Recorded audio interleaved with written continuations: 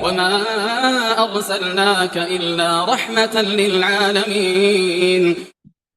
Kemudian ketika sholatnya, apabila berdiri untuk sholat, ucapkan Allahu Akbar. Ini yang disebut dengan apa? Takbiratul Ihram. Wajib. Artinya kalau kamu masbuk sekalipun, begitu kamu datang ya takbiratul Ihram. Kalau enggak, maka sholatmu enggak sah. Yang ke-76, mengangkat kedua tangan sampai sejajar dengan pundak atau telinga. Pada 4 keadaan. Pertama, ketika takbiratul Ihram pertama. Kemudian keempat ketika awal. Ketika saat awal, nanti bangkit dari sujud rokaat pertama, itu kamu nggak ngangkat tangan. Tapi begitu dari rokaat kedua, berarti kan di situ ada tasawuf awal nih kalau sholat 3 atau 4 gitu kan. Maka begitu sujud yang rokaat kedua, Allahu Akbar itu mau berdiri, angkat tangannya. Semua ini berdasarkan hadis-hadis dari Nabi SAW yang sahih. Cuman hadisnya nggak dicantumkan karena ini memang ringkasan, bukan mukhtasar. Dan ini nanti ya yang membedakan sholat kita dengan sholat orang Syiah. Orang Syiah itu bangkit dari sujud menuju duduk di antara dua sujud, tangannya diangkat. Allah. Ya. Kemudian yang ke-77, meletakkan tangan kanan di atas tangan kiri. Ini hakul yakin seperti itu. Dan nggak usah ngarang-ngarang diputar. Ada orang yang muter, harapannya tangan kanan nyentuh hatinya dulu katanya. Itu juga nggak benar. Kemudian yang ke-78, menutup meletakkan di pusar atau di bawah atau di atas dadanya. Jadi beliau mentarjih 3 keadaan. Nah, bisa ditaruh di pusar, bisa di bawah dada atau di atas dada. Sehingga kalau kamu lihat yang di pusar, ya jangan mbok salahkan. Kamu lihat yang di bawah dada, jangan mbok salahkan. Kamu lihat yang di atas dada, jangan mbok salahkan. Kadang sedih ya, ada orang-orang yang ngomong itu ciri-ciri Wahabi itu kalau sholat itu tangannya mesti di atas gitu. Loh, kalau emang itu khilafiyah dalam fikih ada dalilnya, ya ngapain kita sewot gitu loh, ya sudah gitu. Ya, nggak usah kemudian kita berkomentar ya. Itu loh orang cadaran tuh kelihatan matanya tok gitu. Kayak ninja. Lu ngapain komentari orang cadaran? Orang yang nggak pakai celana ngapain nggak dikomentari gitu. Nah ini yang harus kita pahami ya, bahwasanya ketika kita berhadapan dengan saudara kita sama muslim, jangan menggunakan, apalagi untuk urusan-urusan fikih yang memang di situ ada perbedaan pendapat karena memang ada dalilnya gitu loh. Bukan sih nggak ada dalilnya, tapi takbiratul tujuh pengupung gini kemudian biar apa namanya? Biar terus kita nasihati atau kita kritik, apa yang kamu kritik, biarkan itu khilafiyah loh. Khilaf di mana? Oh, dalilnya nggak ada gitu. Ya, kalau ada dalilnya ya silakan gitu kan. Karena Nabi Shallallahu Alaihi Wasallam misal ada dalilnya silakan. Tapi kalau nggak ada ya stoplah, itu salah gitu. Jadi khilafiyah itu menjadi muktabar, menjadi khilafiyah yang boleh ya ketika memang ada dalilnya. Kalau nggak ada ya jangan dipaksakan. Kemudian membacanya subhanakallahumma bihamdika wa tabarakasmuka wa ta'ala wa jadduka wa la ilaha ghairuk. Ini bacaan apa? Bacaan apa? Istiftah. Atau doa yang lainnya. Artinya ada yang lainnya, cuman beliau memilih yang ini. Nah, kemudian yang ke-80 yaitu berta'awud. Nah, berdasarkan kitab ini, ta'awudnya berarti setelah apa? Istiftah. Sebelum Al-Fatihah. Jadi antara Al-Fatihah dan ta'awud ada basmalah.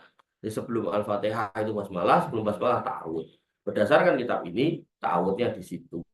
Nanti dalam kitab yang lain ada yang ta'awudnya sebelum istiftah. A'udzubillahiminasyaitonirrajim, baru kemudian Allahumma ba'id baini dan seterusnya. Kemudian Bismillahirrahmanirrahim, baru Al-Fatihah. Ya. Dan membaca basmalah di sini disebutkan secara poin sendiri berarti menunjukkan keberadaan basmalah. Lukai imamnya kok orang baca basmalah, baca tapi sir gitu loh.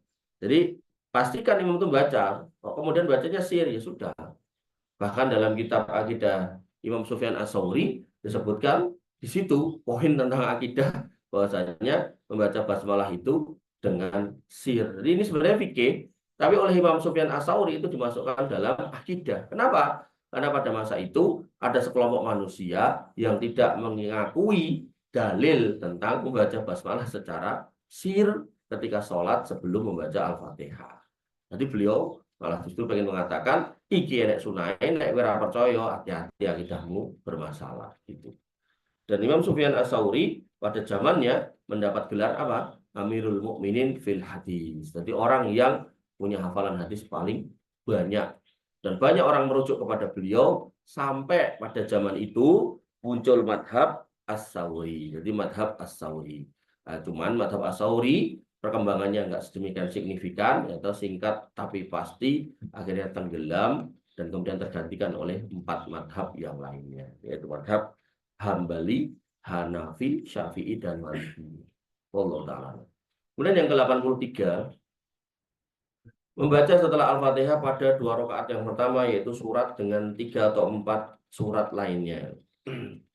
Membaca pada rakaat pertama dari sholat dengan 3 atau 4 rakaat. Membaca dengan surat Al-Fatihah, membaca setelah Al-Fatihah pada 2 rakaat pertama dari sholat. Ya berarti rakaat 1 dan 2 itu Al-Fatihah plus surat, Al-Fatihah plus surat. Kemudian dengan 3 dan 4 rakaat surat lainnya, disunahkan surat. Artinya gini, ketika rakaat 1 dan 2, itu hukumnya wajib ada suratnya. Di rakaat 3 dan 4, beliau, Syekh Abdurrahman bin Nasir As-Sidi, yaitu mensunahkan. Nanti nenek mau baca boleh, enggak ya enggak apa-apa. Nanti dalam kitab fikih yang lain 3 dan 4 itu enggak usah baca surat. Nah, di sini rinciannya pada saat sholat fajar, di situ ada surat tiwal mufassal, panjang dan lama. Tiwal, panjang, mufassal, lama. Kemudian pada sholat maghrib itu surah Qisor yang pendek-pendek. Kemudian pada sholat yang lainnya yaitu pertengahan. Tapi ala kulli hal, tetap kita harus lihat makmumnya. Kita lihat makmumnya. Makanya Mu'adz bin Jabal itu adalah orang yang ditunggu kaumnya untuk mengimami sholat. Tapi Mu'adz bin Jabal nggak pengen terlambat atau nggak pengen nggak ikut jamaah Nabi. Jadi beliau ikut jamaah Nabi dulu, setelah itu baru pulang ke kaum. Diinteni. Nah kira diinteni, beliau baca suratnya panjang-panjang. Sampai kemudian ada pemuda yang kemudian protes, ya Rasul, ini orang kalau imami kami panjang-panjang. Nah, apakah Nabi memarahi pemuda yang curhat ini? Enggak, justru memarahi Mu'adz bin Jabal. Beliau SAW mengatakan, afatanu ya Mu'adz, apakah kamu mau jadi fitnah di tengah kampung?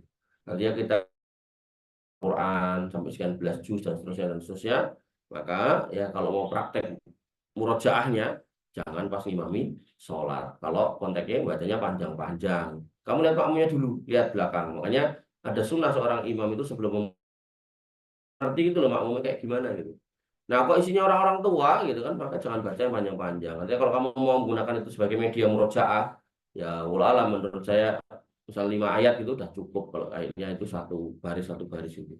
Ya. Dan makmume kamu di pesantren anak muda-muda, bacanya keker-keker SMP SMA gitu, udah baca aja sekali diri juz ya silakan gitu. Ya, jadi lihat-lihat jamaahnya, jangan kemudian dipukul rata. Yang ke-84 menjaharkan bacaan pada sholat di waktu malam, ya, maghrib, isya, dan subuh. Kemudian mensirkan bacaan pada siang, zuhur, dan asar, kecuali sholat Jumat, Id, khusuf, istisqa, yang semua bisa dilaksanakan di siang hari, tapi sholatnya dibaca dengan jahar. Kemudian bertakbir untuk rukuk, Allahu Akbar, rukuk, meletakkan kedua tangan di lutut. Nah, jadi posisi rukuk, kedua tangan di lutut. Ada orang yang ya was-was, tak taruh lutut, khawatir punggungnya nggak datar, akhirnya tangannya dipegangkan ke tulang kering itu, bawahnya lutut, ben tambah miring gitu, ben. Jadi dia nggak pengen, khawatir nanti pas rukuk itu nggak lurus, nggak 90 derajat, dia khawatir kok rodok nekuk ke atas sidik gitu, oh dia turunkan lagi dengan tangan lutut. Nah ini salah ya, itu was-was syaitan ya. Jadi kalau emang Nabi mengatakan atau mengajarkan ya di lutut, ya lutut pegang, jangan teman-teman. Kemudian membaca subhanallah, subhana rabbiyal adzim. Ya, maha suci Rabbku yang maha agung. Kok dengan sujud dengan tambahan subhanakallahumma rabbana wa bihamdika Allahumma firli. Ya, jadi kalau mau pakai ini silakan. Jadi ada kitab yang mengajarkan bacaannya ini saja. Cuman kalau subhana rabbiyal adzim ini diulangi 3 kali minimal. Kalau subhanakallahumma rabbana wa bihamdika Allahumma firli ini minimal 1 kali. Nah, tapi dalam kitab ini yaitu kitab Manhajus Salikin itu justru suruh baca ini dan ini gitu. Dan dia mengatakan ini lebih baik. Kemudian mengangkat kepala itidal. Sami Allah liman hamidah dengan mengucapkan ini sami Allah liman hamidah apabila ia menjadi imam atau sholat sendirian. Jadi ini enggak diucapkan oleh siapa? Oleh makmum. Kamu kalau jadi makmum jangan mengucapkan sami Allah liman hamidah. Lalu makmumnya membaca Allahumma rabbana lakal hamdu mil as-samawati wa mil al-ardi wa mil ma syi'ta min syai'in ba'du. Lalu sujud dengan 7 anggota badan, ya, yaitu apa? Di sini dikatakan wa asyara biyadihi ala anfih. Kemudian beliau menunjukkan tangannya ke atas hidungnya. Ini berarti 1. Kemudian wal yadain 2. Berarti berapa? 3. Kemudian warukbatain dan 2 lututnya. 3 tambah 2 berarti berapa? 5. Kemudian wa atrofil qadamain dan kedua ujung jemari kaki, maka itu sudah menjadi 7. Dan terkait jari kaki itu harus dilipat gitu loh, gini loh. Nah, jadi jangan gini. Jangan gini, ada orang yang kayak gitu. Tapi harus ini misal lantai, tangan ini yang lantai, ini harus dilipat gitu. Tekuk. Tuh. Kemudian membaca subhana rabbiyal a'la. Kemudian bertakbir, duduk di atas kaki kiri dan menegakkan kaki kanan. Ini disebut iftirosi. Ya. Duduk di atas kaki kiri, menegakkan kaki kanan, iftirosi. Nanti kalau tawaruk, si bokongnya itu duduk di lantai, terus kakinya itu dimasukkan ke kaki kiri, dimasukkan ke kaki kanan. Kemudian yang ke-98 melakukan hal ini pada semua duduk saat sholat kecuali pada tasyahud akhir, maka duduk tawaruk. Ini duduk tawaruk, yaitu duduknya di atas lantai, mengeluarkan kaki kiri di belakang, ya, samping kaki kanan. Kemudian Rabbi firli warhamni wahdini warzuqni wajburni wa'afidi. Ini doa yang beliau sebutkan di kitab ini. Bisa juga menggunakan Rabbi firli, Rabbi firli, Rabbi firli. Yang ke-100, kemudian sujud kedua sebagaimana yang pertama. Kita sujud pertama, sujud kedua. Kemudian bangkit sambil bertakbir di atas kedua kaki. Bangkit sambil bertakbir di atas kedua kaki. Nah, diri lagi Allahu Akbar.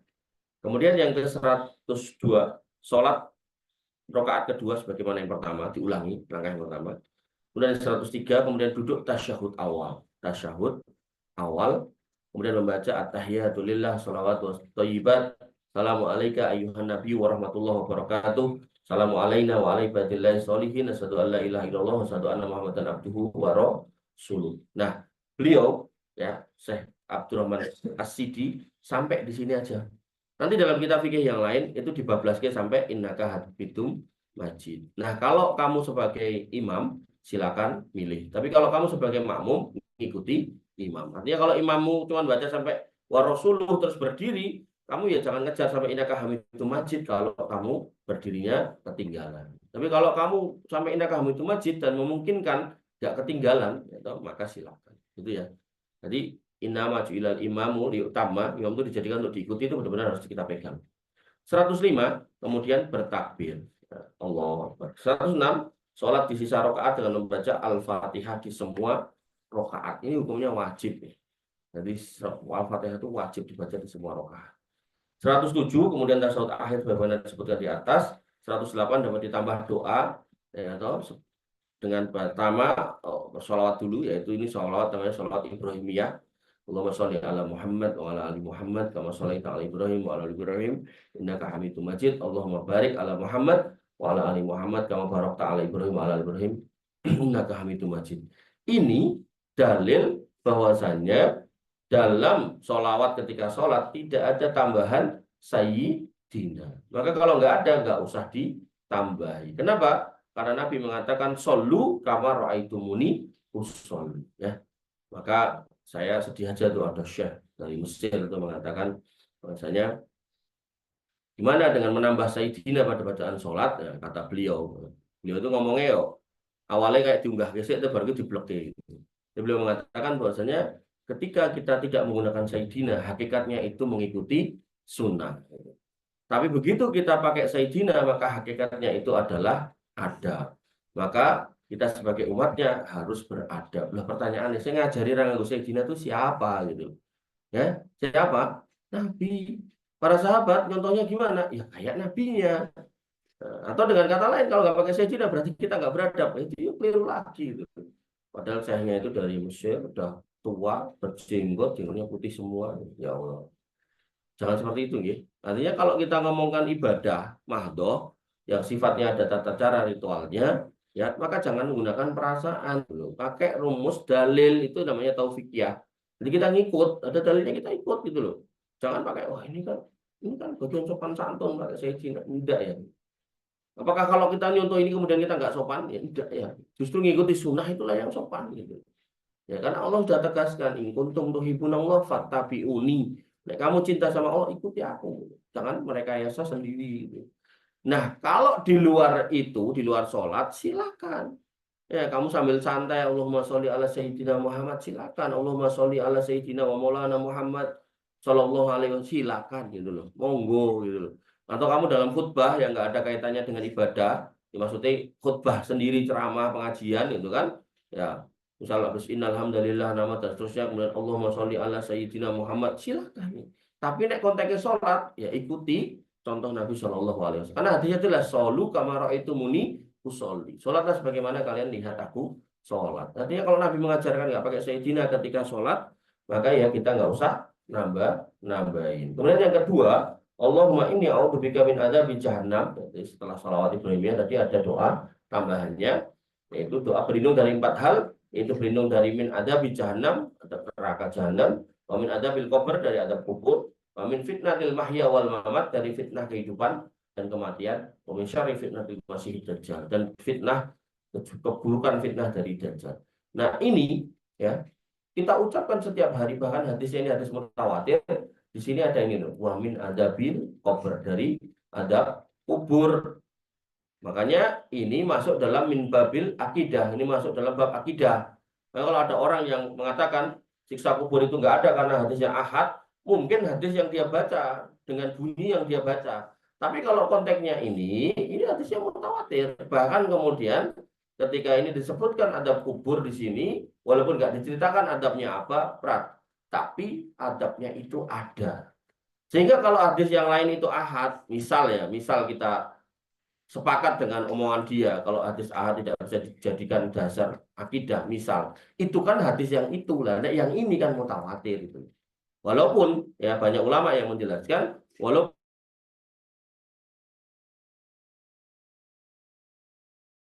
itu ketika dia berdakwah ke negeri-negeri kafir, dia sendirian, maka kemudian ketika dia berceramah hadis ahad nggak bisa dipegang jadi akidah ini.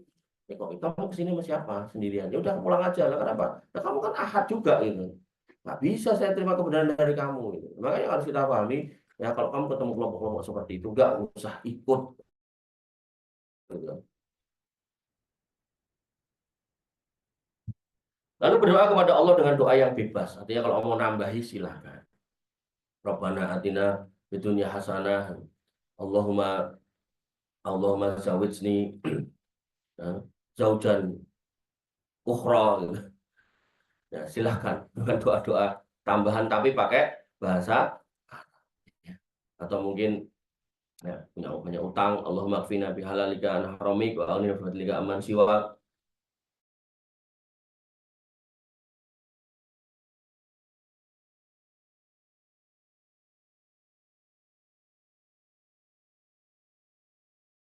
Dan seterusnya gitu kan.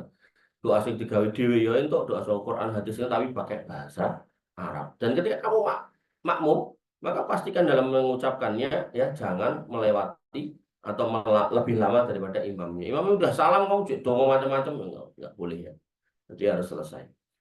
Kemudian yang ke-109, kemudian salam ke kanan dan ke kiri dengan mengucapkan di sini beliau mentarjih Assalamualaikum warahmatullahi wabarakatuh sampai wabarakatuh. Sebagaimana hadis Wa'il bin Hajar. Nanti dalam kitab yang lain sampai Assalamualaikum warahmatullahi saja. Nah, keliruan sebagian orang. Assalamualaikum warahmatullahi wabarakatuh di awalnya. Yang kedua, Assalamualaikum warahmatullahi. Nah, itu alam tuh kalau yang saya pahami itu salah. Yang benar, ya kalau warahmatullahi wabarakatuh di awal, yang kedua ya sampai di sini wabarakatuh. Kalau di awal, maka yang kedua ya Assalamualaikum warahmatullahi wabarakatuh. Gitu ya. Kemudian yang 110, rukun sholat terkait dengan ucapan yaitu pertama, takbiratul ihram. Itu harus diucapkan Allahu Akbar. Kecuali kita orang yang bisa membaca surat Al-Fatihah selain makmum. Ya. Membaca surat Al-Fatihah selain makmum. Artinya, ya ketika kamu menjadi imam, wajib membaca Al-Fatihah. Ketika kamu jadi makmum, ada ulama yang berpendapat bacaan imam, bacaan makmum. Jadi makmum nggak usah baca. Ada yang berpendapat walaupun jadi makmum dan imamnya membaca Al-Fatihah secara jahar, makmum tetap baca secara sir setelah imam menyelesaikan membaca Al-Fatihah. Nah, mana yang mau kamu ikuti, silakan pilih, itu khilaf di situ. Yang ketiga, bacaan tasyahud akhir ini wajib dibaca. Dan yang keempat, bacaan salam ini wajib diucapkan. Yang ke-111, semua gerakan sholat sisanya adalah rukun sholat.